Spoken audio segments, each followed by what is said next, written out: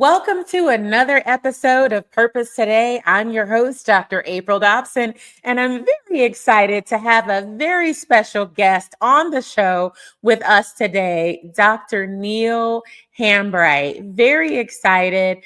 Dr. Neal Hambright is the author of the two-way interview. He's also authored other books, which we'll talk about later in the show today. He is also the founder of Hambright Publishing, LLC. And Dr. Neal Hambright is also a senior HR professional in the federal government and an adjunct professor. So I'm very excited to introduce our special guest, Dr. Neal Hambright. And on today's show, we're going to talk about something that candidates are normally making mistakes on during their interview. And today we are in our series, Purpose for Success, talking about interview tips. And our theme today is the two-way interview. So during today's episode, Dr. Neal is going to share a common mistake that candidates are making with interviews. Yes. Thank you, Dr. Dodson. And one of the common mistakes that individuals make during the interview is that a lot of times the interviewee, which is usually the person that's being interviewed, oftentimes try to impress the interviewer just so that way they can get the job there, because the job is the goal there. Everyone wants to, interview with the purpose of being hired by the interviewer. But one of the common mistakes that the interviewee makes is that they try so much to impress the interviewer that they fail to take the opportunity to interview the interviewer just as much as the interviewer is interviewing them, which is the interviewee. So that's one of the common mistakes. And in the two-way interview, I had laid out a format and a methodology that will help both the interviewer and the interviewee to interview each other to make sure that they're asking the right probing questions, which ultimately to make sure that both of them are a good fit for each other. Absolutely. So you don't want to miss this power-packed episode of Purpose Today with our special guest, Dr. Neal Hambright. Don't go anywhere after these special sponsor messages. We'll be right back.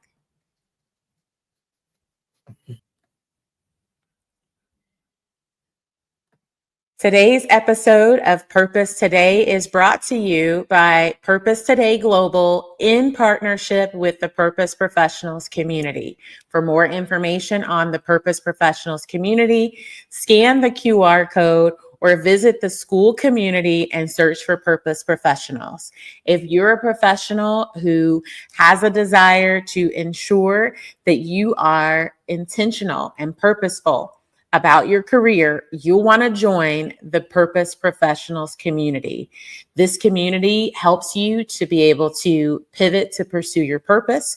If you're also a professional who wants to grow your career, you want to develop, or you're an entrepreneur who wants to purposefully align your business, or you're a professional who wants to network with like-minded professionals, then join the Purpose Professionals community on School.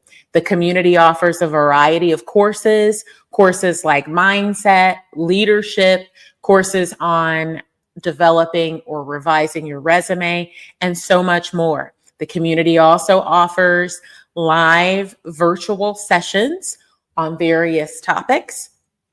And we have our Purpose for Success series. So scan the QR code for more information on the Purpose Professional community.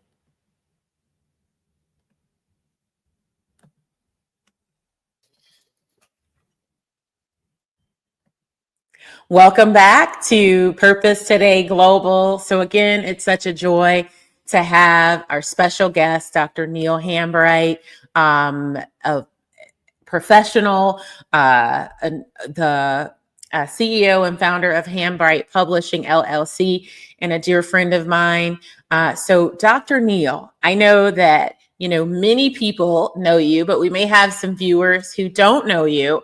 And I know I shared a little bit of insight about you earlier, But what else would you like to share with our viewers about yourself? Yes, good evening, everyone. I am Dr. Neal Hambright. I'm a native of Detroit, Michigan, born and raised here. And for all of our Detroiters out there, one of the ways we greet each other is by saying, "What up, though?" That's our glorious salutation, if you will, there. I currently live in the Washington, D.C. area. I'm one of the senior human resource specialists for the United States federal government, and have a plethora of just experience and background. I am very academically trained in many aspects in regard there too. But that's a little bit about who I am and kind of what I do. And for the last, several years or so, there's a lot to me in totality. But for the sake of time, there, those are just a brief, succinct blurb of like who I am and what I do there. So, I want the viewers to know, how you ended up starting a career in HR. And because I know that we have a lot of people who have watched some prior shows that we've had a few people who talked about, the HR profession. And I know you're in the public sector. So how did you get started in an HR career? I know you're a senior professional at this time, but how did you get started with your HR career? Yes. Well, it happened back when I was working at the Department of Veteran Affairs. I was in, I thought I wanted to work in the field of contract specialists in the United States government. But the person that was actual contract specialist, they was going to give me an opportunity to do that there. But they had me doing like HR kind of work off to the side. And I found myself liking that a lot better there. I consider myself a people person at times there, and I love I call it the evangelistical approach to HR, just the onboarding and getting people excited about their new careers. That's sort of something that just innately flows for me. But that's where it started from there. And just shortly after that, I left there and I went to Denver, Colorado for 6 months there. And I'll never forget in 2015, that's when I had the opportunity to come to Washington, D.C., and I started as a human resource assistant with the government printing office here in Washington, D.C. So that's how I started in the field of HR. So I started as an assistant and moved up from there from a couple of various agencies up as the senior HR official. That's great. You said something when you were talking about your journey into the HR career, and I want us to unpack that a little bit because I think some people could be watching the show today who say, I have a desire to do something different than what I'm doing. I've never done it before. It's different than what I'm doing, but I've been in my career for this much time and I don't know how I can do it. But you said something. You said you were in a contracting role and you had some exposure. You had an opportunity to do some work, some tasks that were related to HR.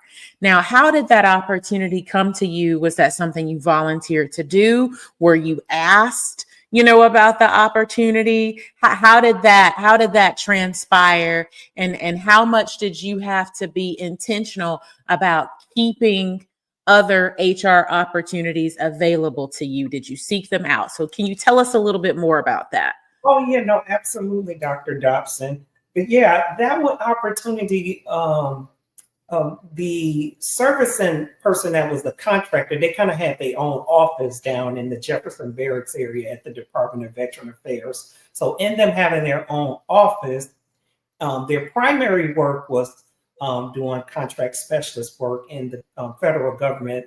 We put jobs in certain series, so that's 1102 series there. But because she had to do some hiring, and that sort of thing like that, that's how I ended up kind of doing that type of work. And out of that, I found myself liking that a lot better because their main intentions, they wanted me to go into the 1102, which is the contract specialist route there. And after having some exposure and to see what it was, and there's some technicalities and stuff to being a contract specialist. You have to have like you have to take these, you have to have certain levels And the levels, it's the 3 levels, a level 1, a level 2, and a level 3. A level 3, and you have to take a test and something. They would train you to get up to a level 3, but once you get up a level 3, you are in a position where you're able to write contracts up to millions and millions of dollars. So you're holding the federal government up to that particular dollar amount. You're able to sign off and to really do some amazing things when it comes to purchasing items and things for the United States federal government or so too. So not that I didn't want to go in it because of that there. I just found like my niche in HR. I love going this part there. I'm like, I like That's this good. than that. So, and So one thing about it, my leader, she respected that too. She was like, oh, okay. I had my own office and I was doing that for that whole area there and loved it and loved that person too. They're still out there and around. So I hope they get an opportunity to see this. That's good. Now, you said that later you ended up going to work for the government printing office, specifically in an HR role. Now, was that a role that you applied to get to the government printing office? Yes, I did there. I applied to that back in 2015 because I'll never forget. It was March of 2015 because I had moved to Denver, Colorado, and I thought I was going to stay in Denver. I connected with some wonderful people there during that time. They're a great church family. A lot of them, they've kind of moved on and stuff there too. But that opportunity became available and I took advantage of it during that time frame. Yeah, so I love that, Dr. Neal, because you were able to discover something that you were passionate about, something that you love, and you found your area. So instead of staying in contracting, you made the decision to fully pivot into HR. And, you know, I have to ask this question because I truly believe when a person aligns with their purpose, that's when their career takes off. And for people who may not be familiar with the federal government, a human resources assistant and a senior HR specialist, there's a big gap between the roles. It's a major progression. So can you tell us the speed at which your career took off once you transitioned from contracting into HR? Wow. When you made the pivot. It took off like exponentially because, you know, how the government is set up from time to time. There is that pretty much promotions and things there. They can be in a year span. So once you got into an HR role, you know, for the first year or so, you usually get like step increases, or if you're step 1, step 2, step 3, you get an increase, you know, automatically. That's kind of like how it worked there. But however, if you stay in that position for 1 year and you're good at it, you can apply to the next grade level, which is considered a promotion as well. So if it's opportunity in there for the next grade level and you've got your, we call that time and grade, which is just 1 year in that particular position, you can apply or compete for the next position there. And that's how you get a promotion. So for me, those progressions over the years happen, you know, within the span of 1 year in many cases. Good. That's good. That's good. Progressive and somewhat accelerated compared to the private sector. That's great. Thank you so much, Dr. Neal, for sharing that.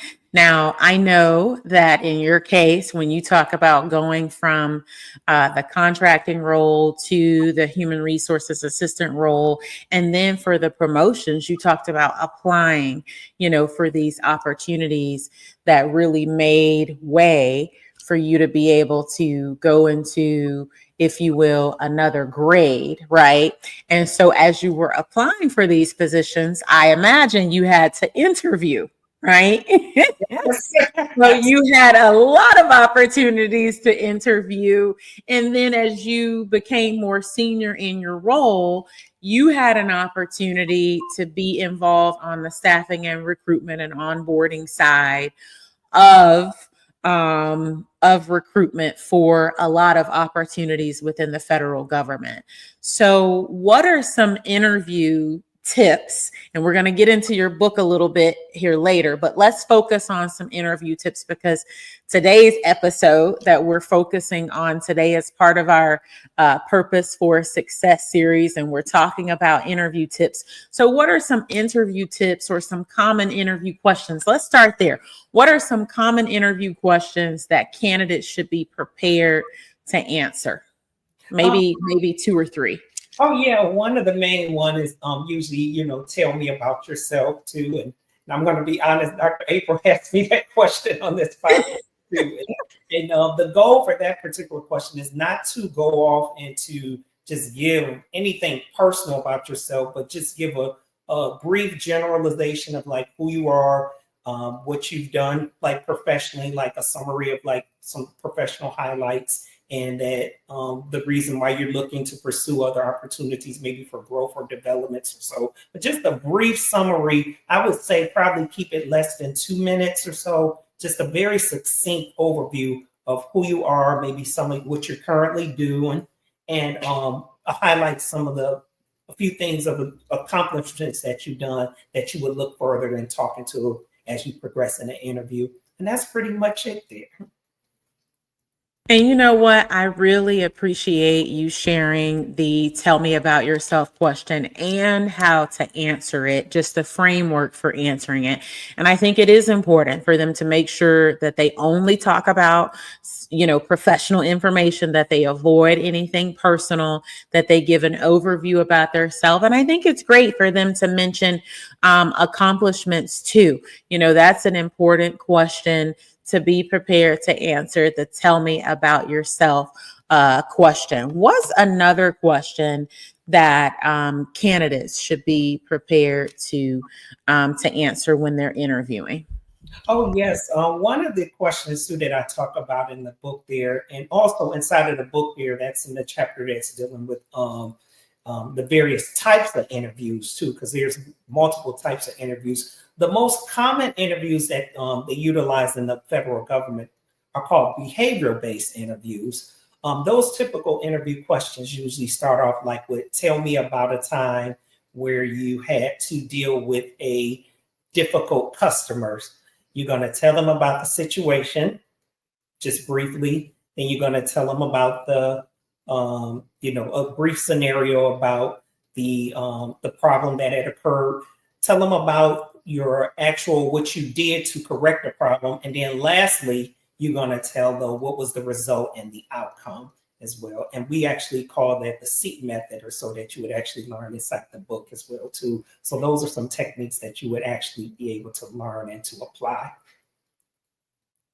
Mm-hmm.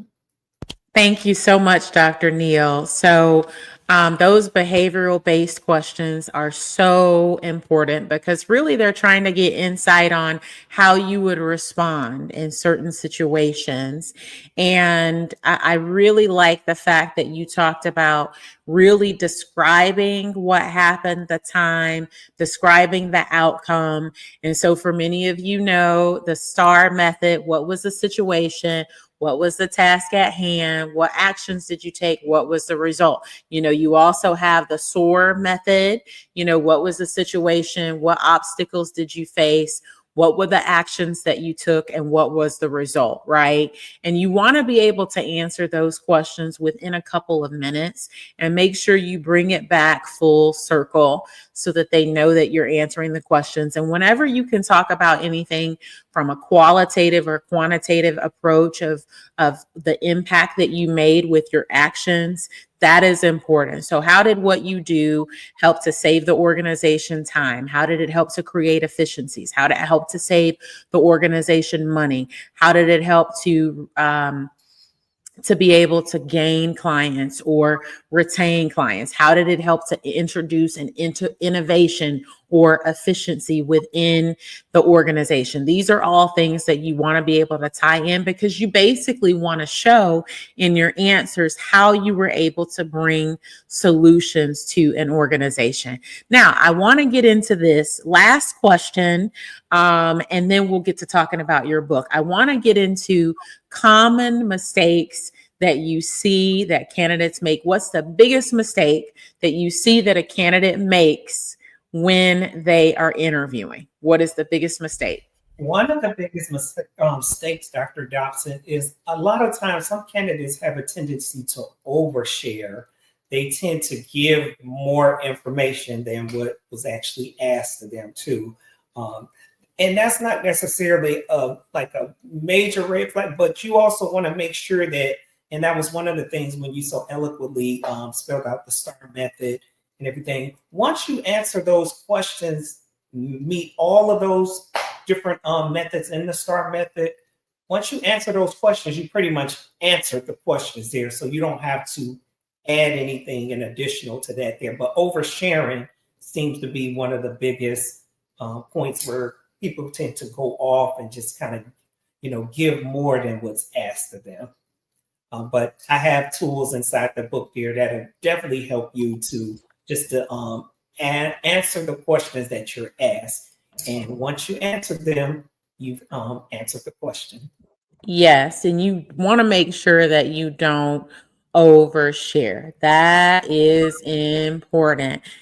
Some information that shared is not necessary to share. So you want to avoid talking about anything personal in the interview. You want to ensure that you're not talking about your political affiliation. You're not talking about, your health information. You're not talking about, your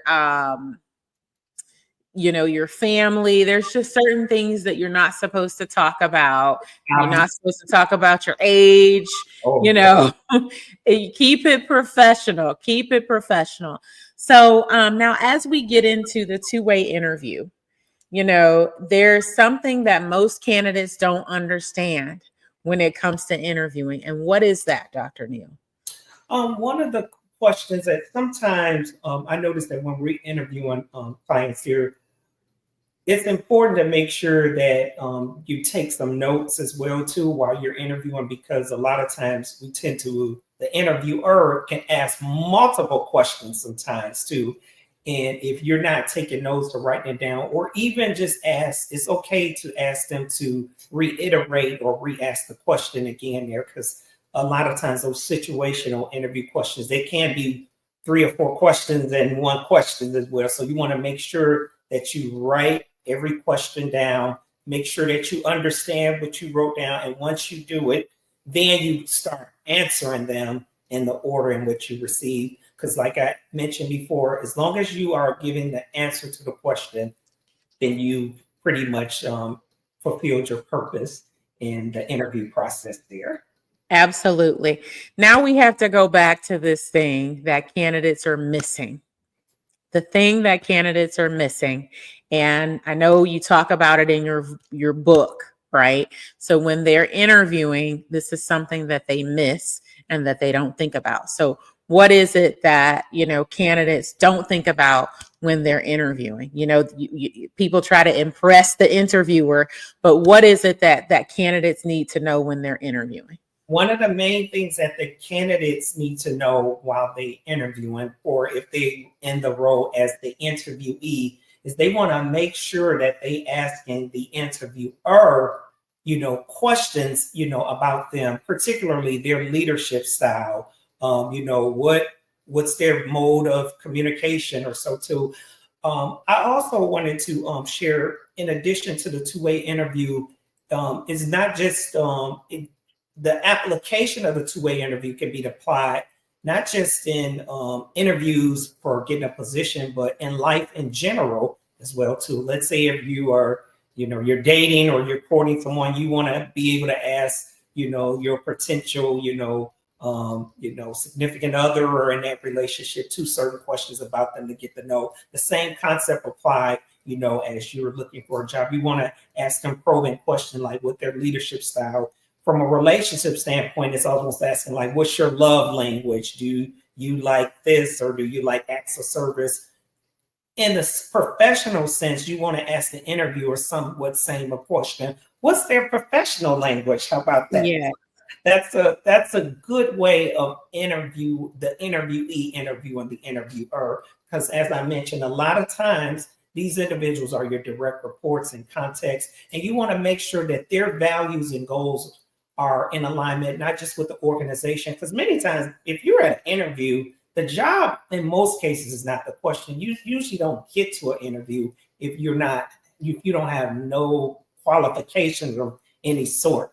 As well, the fact that you made it to the interview, it's just a matter of them, selecting you, or they're impressed by, your resume or candidate, or just you in general as well too. But yeah, you definitely want to make sure that you're asking them those questions as well. And once you get those questions and they both are in alignment and both of you are in alignment, it's a win-win relationship, and you're going to have a great relationship, working for that company or that individual or that organization as well too. Yes. The relationship standpoint, you have great relationships when you all understand love languages and those sort of things like that too, because of communication is a major part of relationship. Absolutely. Purpose. Dr. Neal, I'm so glad that you shared, because a lot of people are missing the fact that it's a two-way interview. You said it, it's not just one way, it's two-way. While the interviewer is interviewing the interviewee, the interview is also interviewing the interviewer or interviewers, because sometimes there's a panel. And, you said something, asking the right questions, asking about the leadership style. And, I have to ask you this question so that candidates who are preparing for interviews, because you said something, you said, if someone is being interviewed, then whoever they're being interviewed by at the company already has the confidence in them that they can do the job. It's just reinforcing what they've already demonstrated in prior interviews or in prior phone calls or in their resume, because the resume gets you the interview and the interview is what gets you the job. So ensuring that you show up confidently, right? So what can you share? Because you've already shown that the mindset of going into an interview should be that they already believe you can do the job. So what is it that a candidate can do to help to reinforce that they're the right person for the job? I think you hit on a key word there is, your confidence as well. Yes. Having confidence, in yourself, and your confidence, it comes across in the way you speak, the way you talk, the way you project yourself. I also talk about a section in the chapter very briefly, how you dress. There's a saying, you dress how you want to be addressed. And, and that's a key factor in your appearance and how you look as well. A lot of people have, different views on, how you look in certain dress codes and everything, but your appearance plays a major role in terms of how your confidence or how you come across to individual. Perception is everything too in that process there too. So a lot of times people, they may not buy what you say so much, but they will buy you first. So you become the first impression and representation. So you always want to make sure that you bring that forward the best. So you may want to go out and, make some investments in, a jacket, blazer, tie. If you're a gentleman, a nice blouse or suit. I know, April, you are amazing in the fashion department there too, because you present yourself very well. Always as well too, just knowing what to wear or how you come across and presenting yourself in those settings there too. So I talk about that in the book too. Dress how you want to be addressed, and that determines how people, respect you as well. That's good. Now let's turn our focus on the two-way interview. Now, thank you for releasing the two-way interview. This is an excellent resource. I want you to share. I know you talked about, you have elements about confidence, and you have elements in the book where you talk about the types of questions, but can you just give viewers, I think they know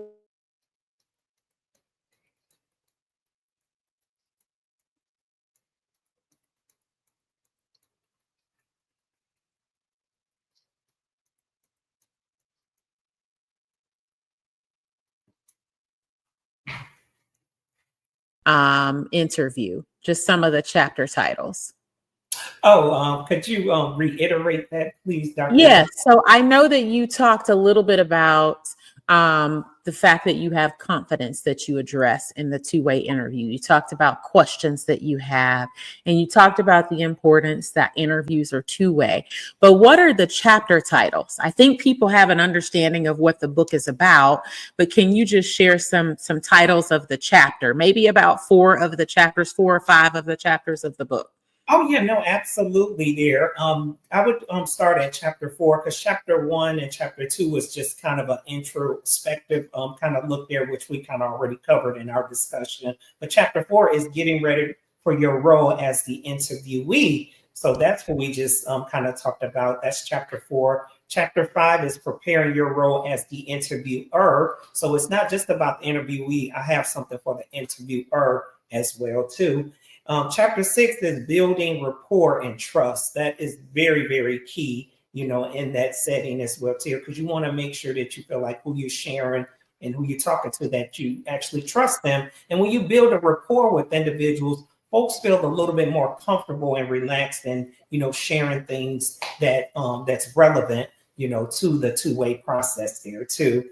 The last, we go on to chapter 7 where it says asking the right questions. I have something there. And also in chapter 8 is reading between the line. It is not what is said, because a lot of times, it's not so much what a person can say. You also have to pay attention to the clues and know how to, what the young people say nowadays is read the room. You got to listen to what people are not saying, because when you're not saying something, you're actually saying something as well too. So paying attention to body clues and gestures as well. That's what you would learn in chapter 8.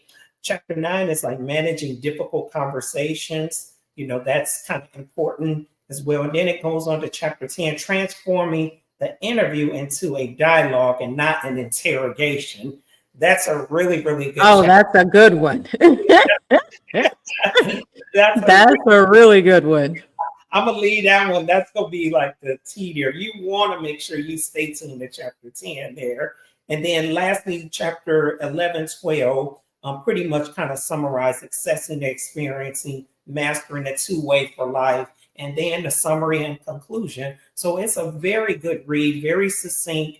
My target audience is pretty much anyone that's in career changes or transition or just want to be better at this. It's a great tool. My target is mostly college students as well too. So I definitely want, because these are skills that's going to help them, as they're progressing in their careers and their life and, and moving out your house into the real world as well. And we want them to be well prepared for now and generations to come. So that's the two-way interview. That's good. Now tell everyone, if you can tell the viewers, how to purchase the two-way interview if they're interested in purchasing the two-way interview. Yes, the two-way interview is available on Amazon.com. There, it's also available for Kindle for those of you all who have the auditorial neuron skins like myself as well. I'm one of those auditorial listeners. I can listen to a book as almost if I'm listening to the radio, like in your car or driving around there too. It gives you the skills, but the hard copy is only $12 on Amazon.com. I want to make sure I make this resource affordable for anybody, free shipping and delivering if you got Prime and everything there too. So that's how you would get a copy of the book. If you like a signed copy, you can also reach out to me on LinkedIn at Dr. Neal Hambright. I will reach out to you personally and get you a signed copy. Also, I have a promotion where I was giving out a $5 $5 Starbucks gift card, just my way of saying thank each and every one of you for your support and everything there. So it would be a total of $15, and you can do Cash App, Venmo, and everything there too. And just reach out to me so that way we can connect personally there to make sure that your information and stuff is safeguarded and protected accordingly. So those are the ways to reach out and to get this resource in your hand. It will be great for you and it will benefit you from days and years to come. And I thank you in advance, for your support and your encouragement in this endeavor. Yes, and I thank you, Dr. Neal, for taking the time to come today to talk about yourself, to talk about your newest book, The Two-Way Interview.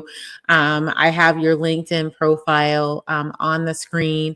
What other way, if viewers want to get in touch with you, what's another way that they can contact you?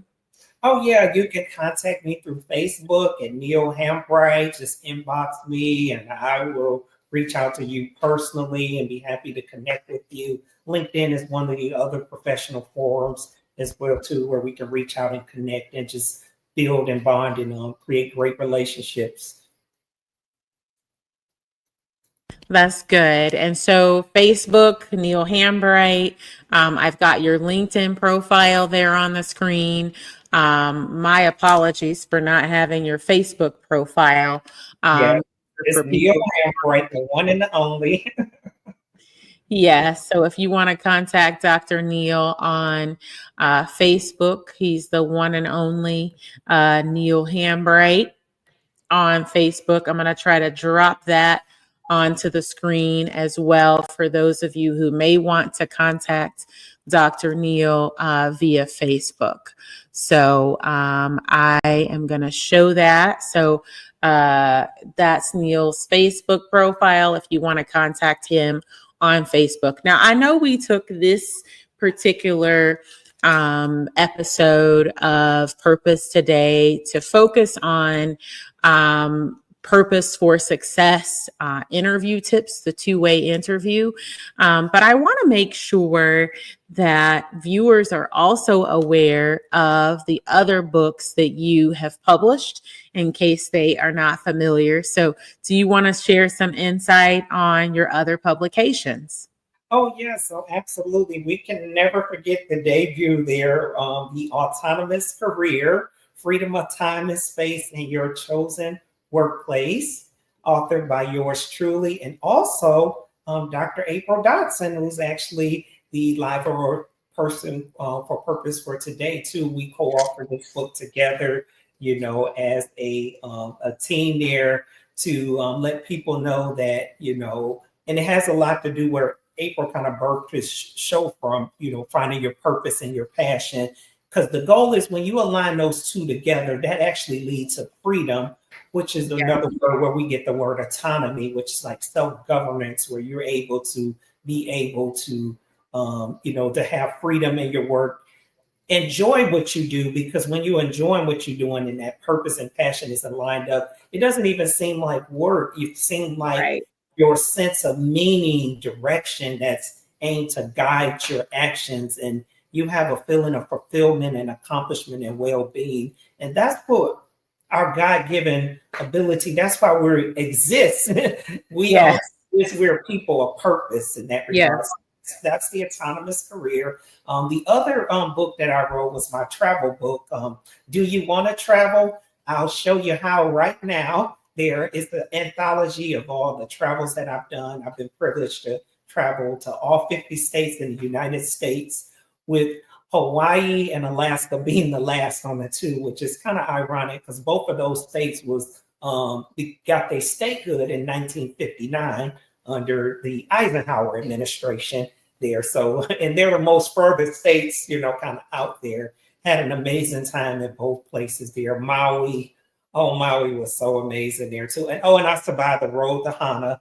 I'll never read that again. So those of you all out there know about the road to Hana in Maui, Hawaii, I will never ever read that road again. I read a portion of it, but not when you actually get to the city of Hana and head back to the mainland. That's a never again. Just the outskirts part that's on the the island or the water or something out there. I'll do that part there because that was beautiful. Well, the two-way interview. This is the most latest book out there. It's not just one way, but two. While you're interviewing me, I am interviewing you. Yes, absolutely. So thank you again, Dr. Neal. It's been such a joy to have you as a guest on Purpose today. You've shared some wonderful, valuable nuggets. And I just want to recap on some things that you shared. Dress how you want to be addressed. Confidence is key in interviews. Be prepared to answer behavioral based questions like tell me about a time when you had to deal with a difficult customer, being sure that you're able to use the STAR method and show the result from the actions that you took. And the question that's often asked is tell me about yourself. So this has been great. You've shared so much insight, and people have to remember that the interview is two-way between the interviewer and the interviewee. And so it's not just one way, but it's two. So if you don't have the two-way interview, be sure to purchase Dr. Neal Hambright's newest book, The Two-Way Interview. And so you can get that on Amazon. That's going across the bottom of the screen. So you can purchase the two-way interview.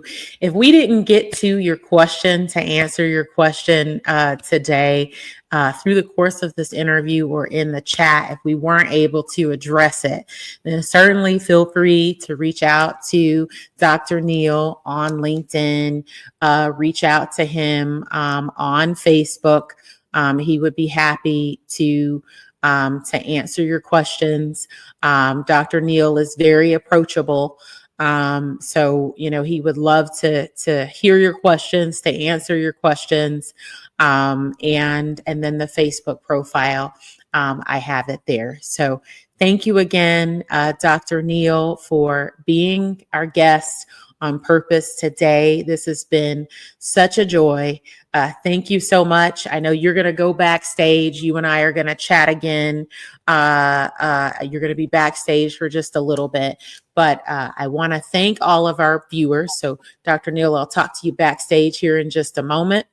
And I want to thank all of our viewers for taking the time to watch this episode of Purpose today. Dr. Neal Hambright gave some wonderful insights and interview tips for those of you who are preparing for interviews.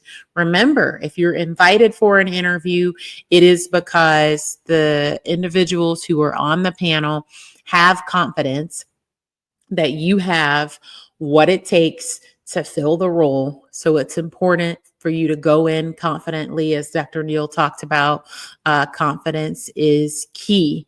And so this episode, again, was brought to you by Purpose Today Global in partnership with the Purpose Professionals community. You can scan the QR code to view information on the Purpose Professionals community. If you're someone who wants to ensure that you're aligning your profession with your purpose, if you want to pivot to pursue purpose, grow your career, continue to develop, if you want to purposefully align your business with your purpose, if you want to network with like-minded, purposeful professionals, join the Purpose Professionals community on School. So thank you very much for tuning in to this episode of Purpose Today.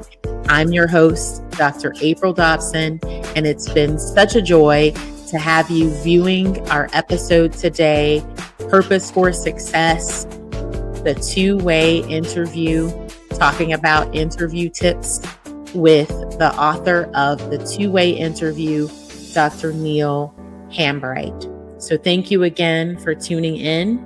Be purposed today and every day, and we'll see you on another episode of Purpose Today.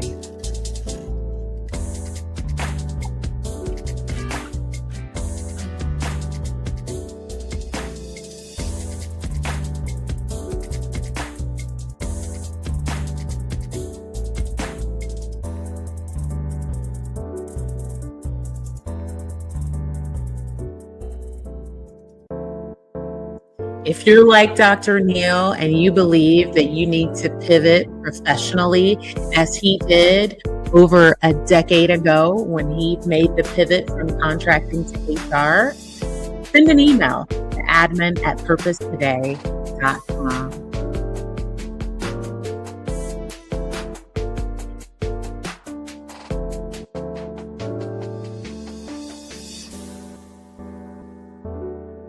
We also want to invite you to complete the Purpose to Profession Alignment Interest Form. The link is on the screen, and as a gift for completing the form, we'll send you the Purpose to Profession Alignment Matrix tool.